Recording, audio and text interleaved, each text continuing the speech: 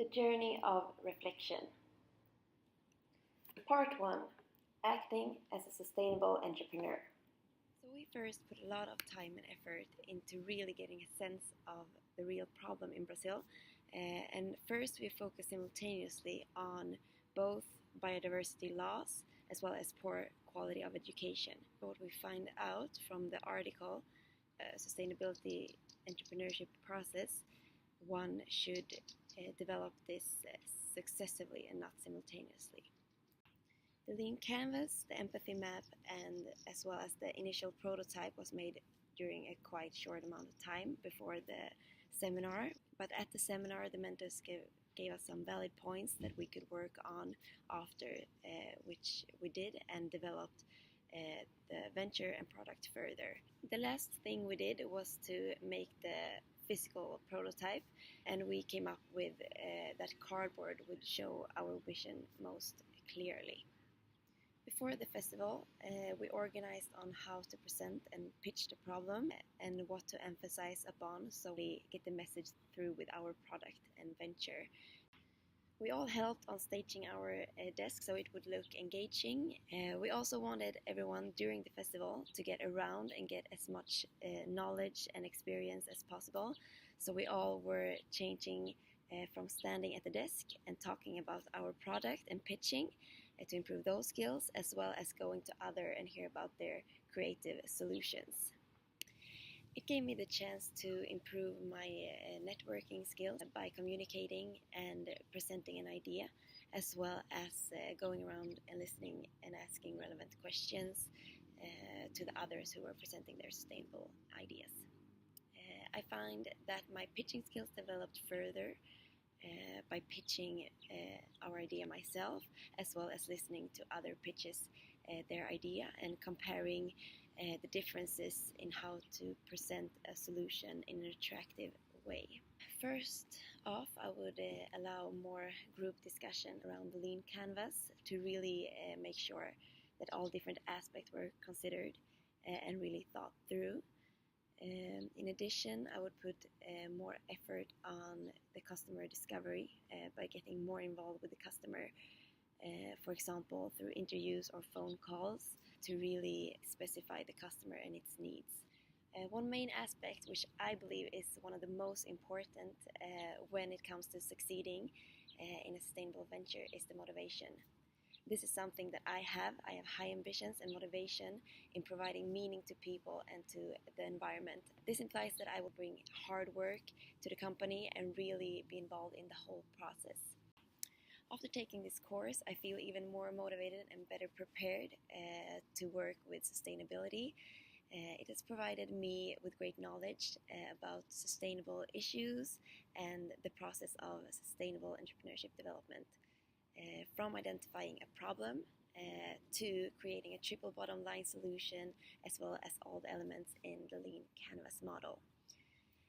The tools that have been introduced in this course, such as the root cause analysis, the empathy map, the lean canvas, are all tools that I find can bring to the future entrepreneurial activities and problem solving situations.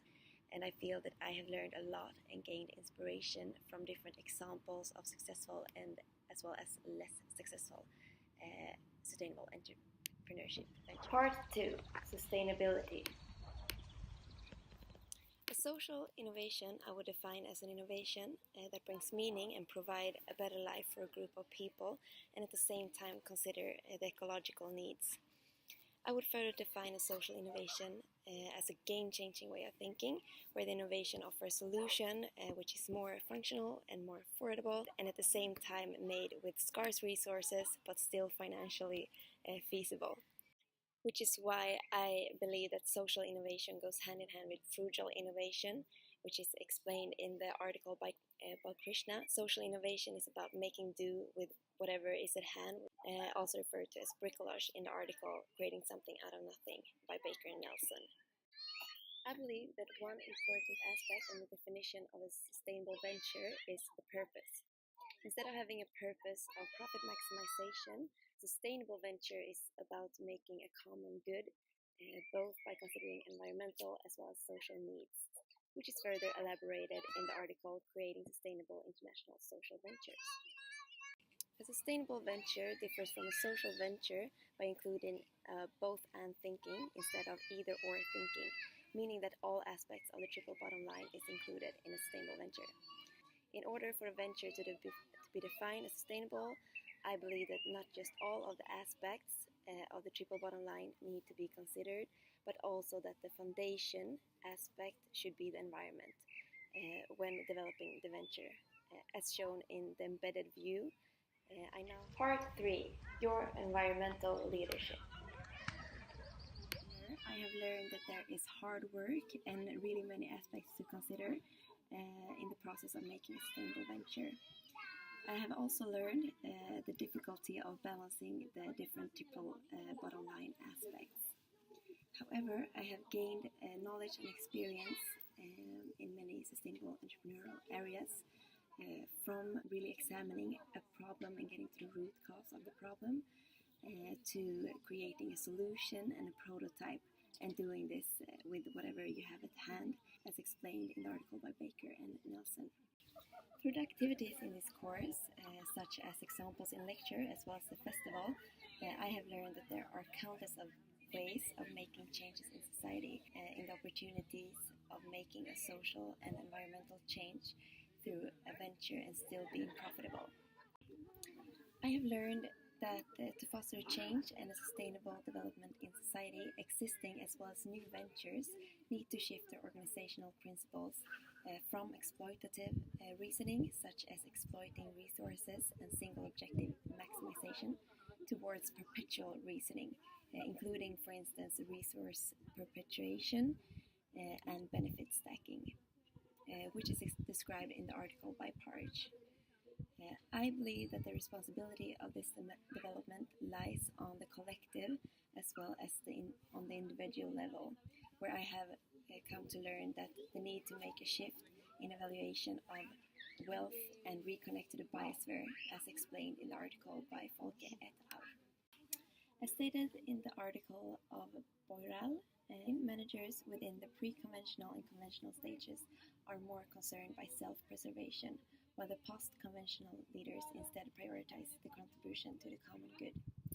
After taking this course, I am even more convinced than before that I can place myself to the post-conventional stage. However, I believe that my environmental leadership style has shifted from an individualist towards more a strategist leadership style. I have changed my environmental leadership style preference partly because I have gained more knowledge about the major environmental issues, which have increased my sense of urgency as well as my interest for global environmental issues. I believe that a more in-depth pro-environmental vision and organizational culture with a long-term view is needed, and why I consider myself as a strategist.